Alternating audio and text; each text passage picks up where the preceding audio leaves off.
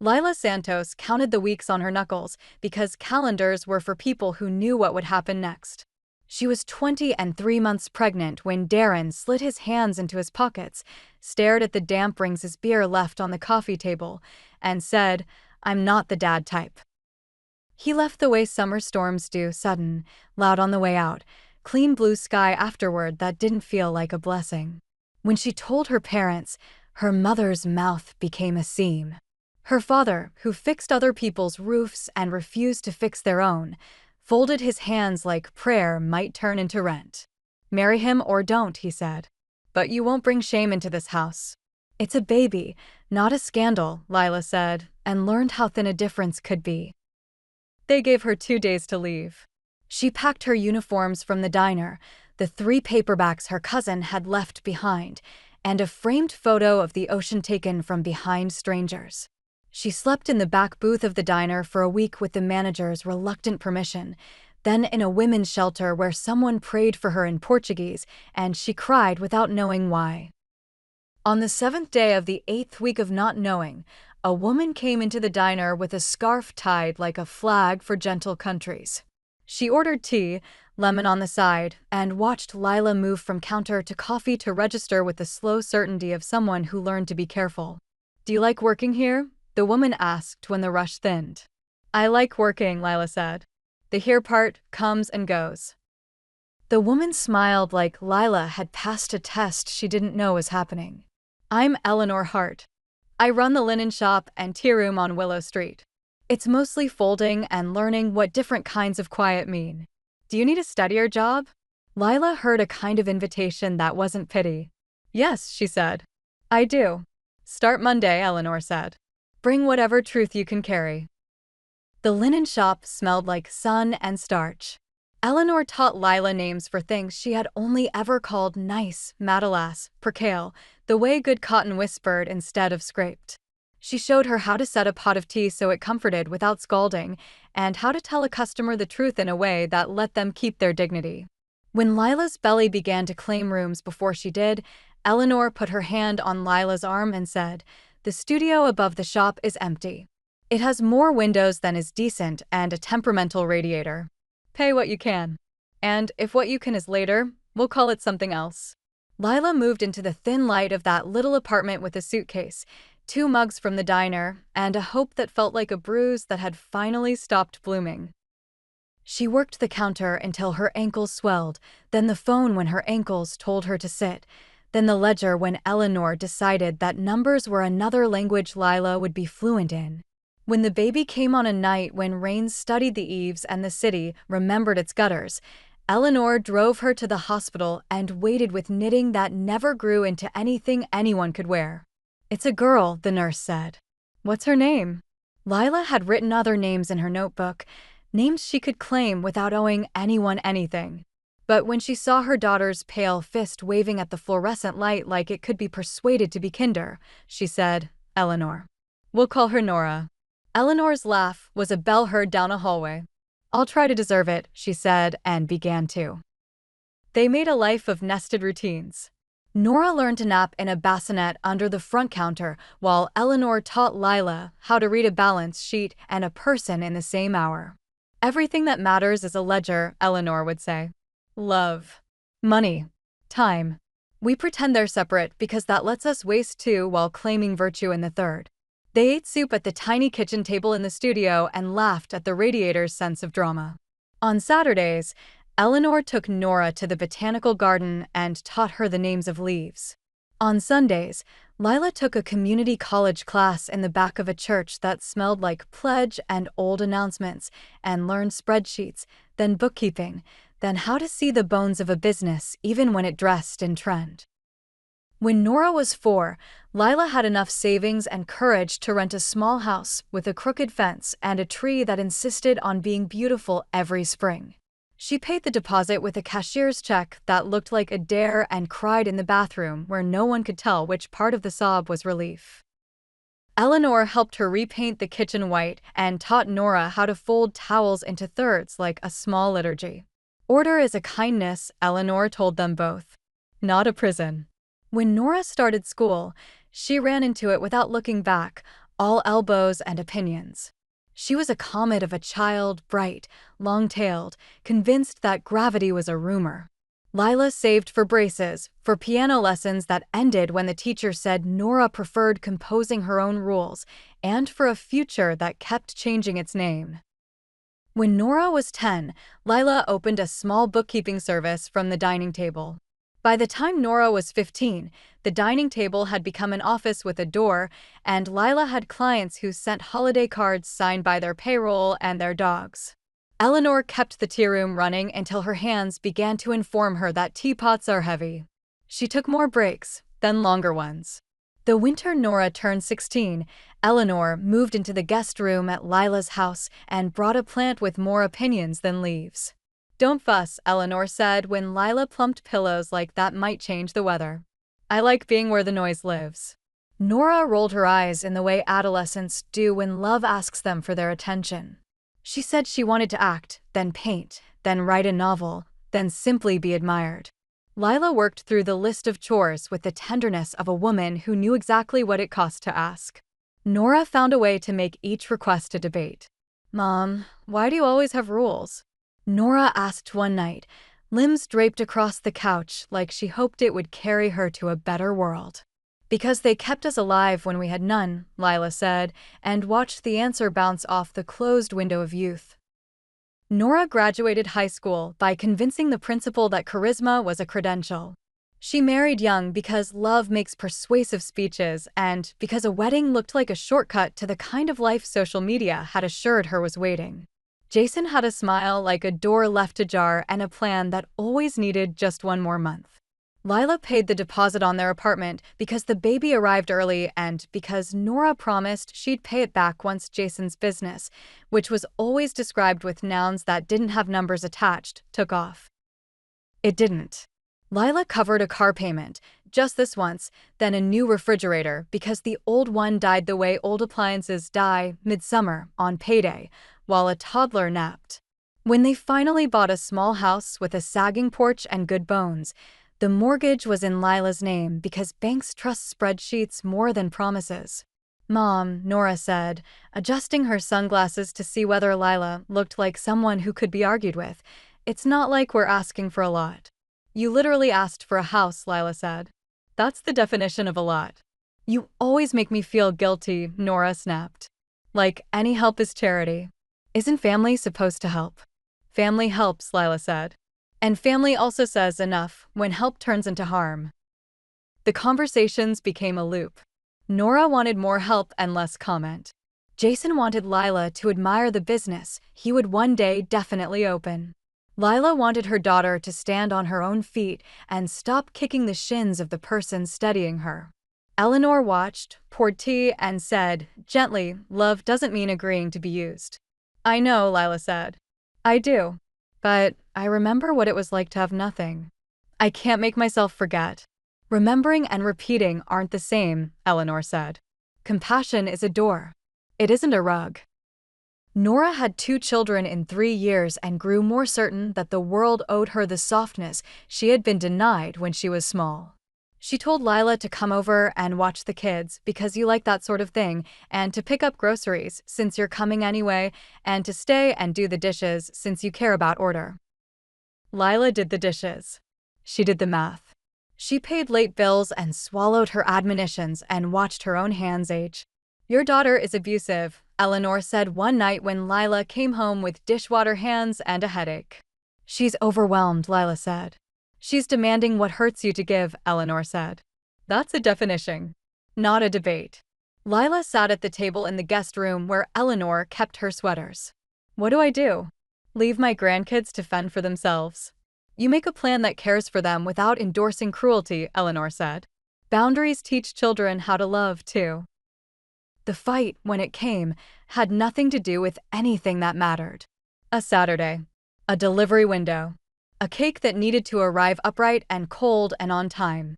Lila said she would bring it after she picked up the kids from ballet because, as it happened, she still had a job and a life beyond being available. Nora said Lila never supported her. Lila said she had the receipts. "Get out," Nora said, in a voice that had learned command but not care. You ruin everything with your rules. Take your guilt trips and your opinions and leave. Lila stood on the porch of the house her mortgage paid for and listened to a daughter who had her name tell her she did not belong. Jason was in the doorway behind Nora, arms folded, offering the kind of support that evaporates when it's time to pay bills. I'm on the title, Lila said. She hated how small it sounded, how money had become the only defense she could trust. Fine, Nora said. Then sell it to us if you're so generous. I have to think about the children, Lila said. About stability. You never think about me, Nora said, and slammed the door. Lila sat in her car and watched the porch light flicker because someone had put in the wrong bulb or because houses know when people lie in front of them and refuse to cooperate. She called Eleanor. Come home, Eleanor said. We keep spare blankets for a reason. Lila moved back into the guest room and learned again how small a square of floor can be when your grief insists on lying on it with you. She went to work. She made soup. She cried in the shower where the water could claim it. Eleanor, whose cough had recently become a calendar, made tea and told stories that put Lila back together molecule by molecule. You don't have to pass every test someone else writes, Eleanor said. You're allowed to leave the room. The winter Eleanor got sick announced itself with the sound of ceramic on tile. The teapot slid from her hand and shattered into the kind of mess that stays in your mind after the pieces are gone. The doctor said words that knew their own finality. Lila understood them and refused to understand them in the same breath. Eleanor made lists on yellow legal pads. People to think. Plans to give to friends who would listen to their opinions.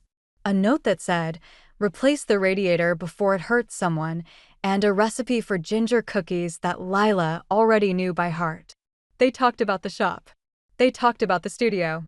They talked about how love makes families and how blood sometimes does too, but not always first. I made a will, Eleanor said. I should have told you earlier, but then we'd have had to talk about this earlier. Lila shook her head like she could dislodge fate. I can't leave you my years, Eleanor said, but I can leave you the house they built. What house? Lila asked. She had never asked about Eleanor's money because it felt like rummaging through someone's dresser. The one dressed up as a lot of little ones, Eleanor said. I bought buildings when I could. A tea shop turns into a habit of roofs. And stocks when I had the stomach for it. There's more than the linen shop. There's a lake house that has ideas about summer. There are people who know how to keep a good ledger. You'll need help, and I've arranged it. Lila, listen to me. I am leaving you everything I can leave. The shop, the studio, the apartments, the houses. They are not trophies. They are tools. Use them to make women like you safer when the world forgets what that means. Lila protested because love and pride are sisters. Eleanor shook her head because she was older than both. Nora will hate it, Lila whispered. Nora will hate anything she can't order, Eleanor said. You can love her without obeying her. Eleanor died in the spring, with Lila holding her hand and the radiator deciding, for once, to behave. The lawyer who came to the house spoke in the gentle monotone of people trained to walk with grief without stepping on it. The will was clear. The estate was large. The magnitude of it made Lila's knees tremble. You are a very wealthy woman, Miss Santos, the lawyer said. Lila looked around the small living room with its thrifted rug and the plant with its opinions and thought that wealth was a word that should be spelled with more humility. What am I supposed to do? She asked. Whatever Miss Hart told you to, the lawyer said and smiled. She trusted you more than any balance sheet. Lila built a foundation the way Eleanor would have, carefully, with the understanding that paperwork can be a kind of prayer. She called it the Heart Ledger because Eleanor would have snorted at the pun and then defended it forever. Its mission was boring in the best way: first month's rent, emergency childcare, legal aid for restraining orders, community college tuition, a van to deliver cribs and car seats where they needed to go at midnight. She hired women who could keep a secret and a schedule. She bought 3 apartment buildings and rewired them, literally and metaphorically. She kept the tea room open because grief likes scones and because it made the office less frightening when donors came in and realized kindness could have a menu. She did not tell Nora about the will. She told Nora she loved her and that the mortgage would be paid off if Nora agreed to refinance into her own name within a year. Nora called her selfish for wanting a timeline. Jason says you're controlling everything so we fail, Nora said.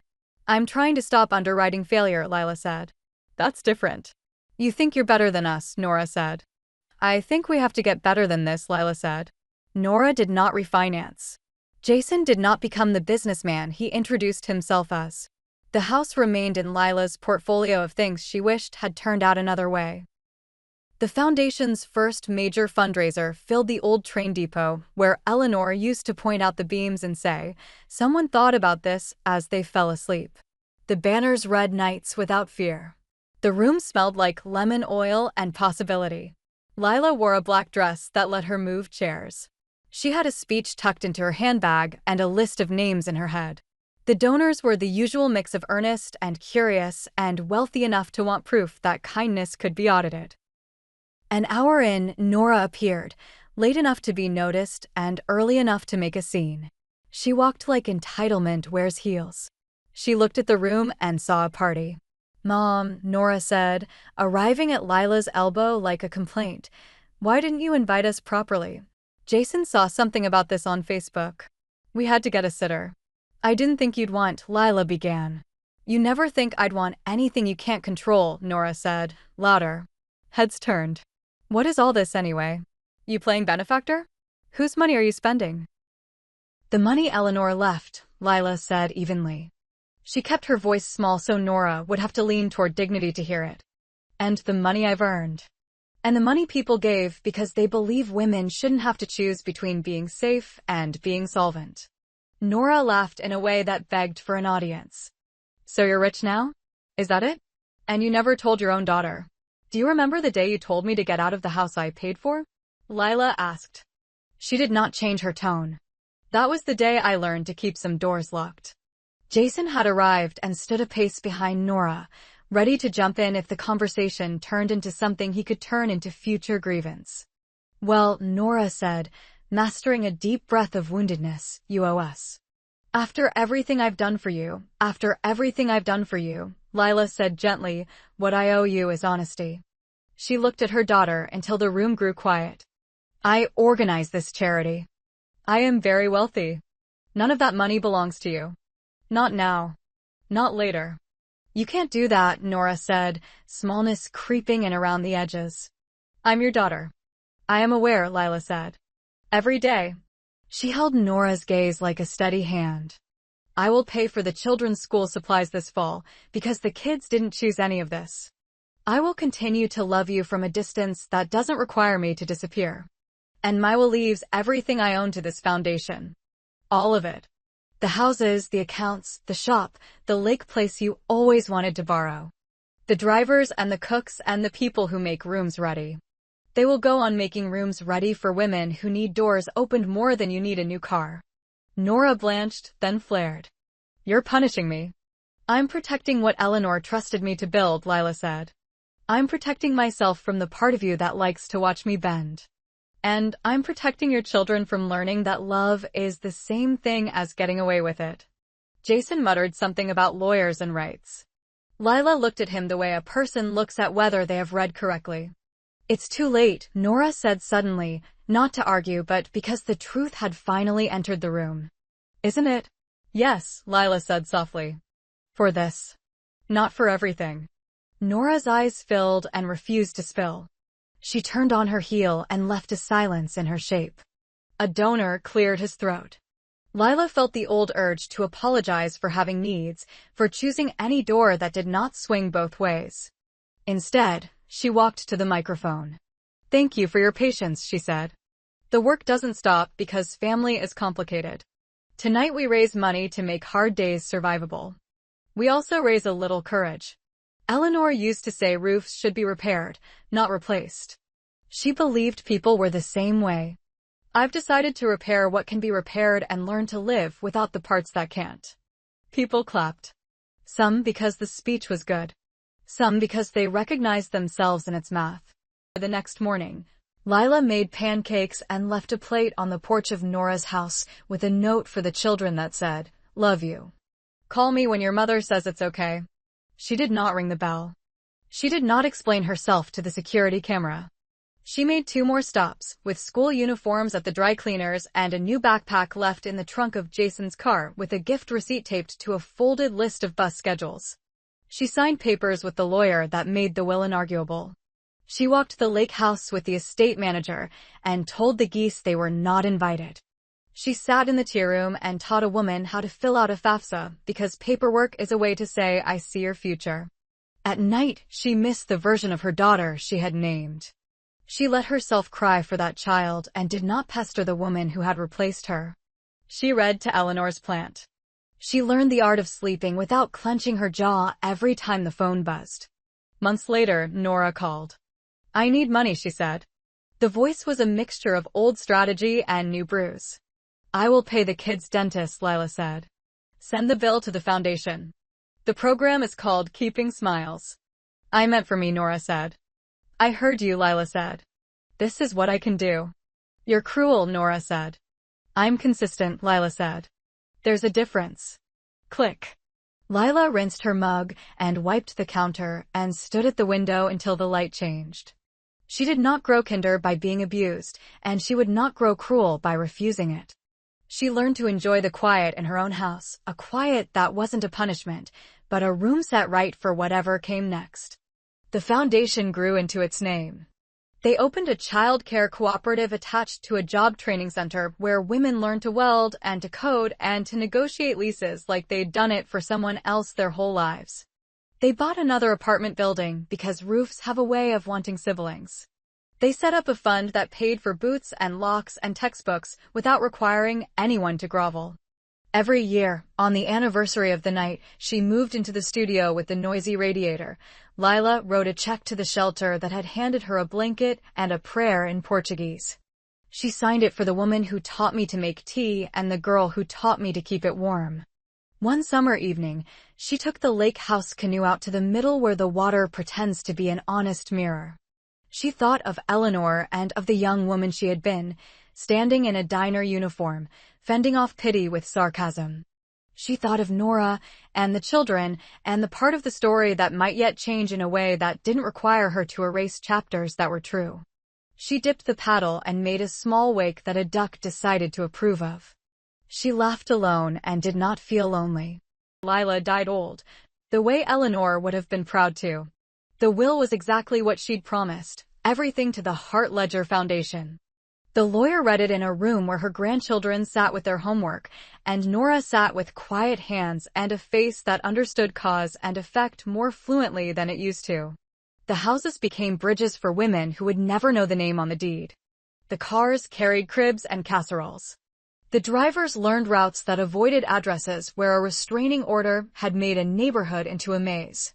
The cooks learned how to make soup for people without asking why they hadn't eaten. The cleaning crews left notes that said, "Welcome. This is yours for as long as you need it." Nora came to the tea room one morning and stood in the doorway like someone waiting for a pass to invite her in. The manager brought her tea without comment. Nora looked at the corkboard of photos, women holding keys, babies holding spoons, a dozen different kinds of new. She touched the frame around a picture of Lila and Eleanor at the tiny kitchen table in the studio, hands cupped around mugs, eyes folded into smiles. I was awful, Nora said to the air, to the tea, to the woman behind the counter, to the memory that didn't flinch.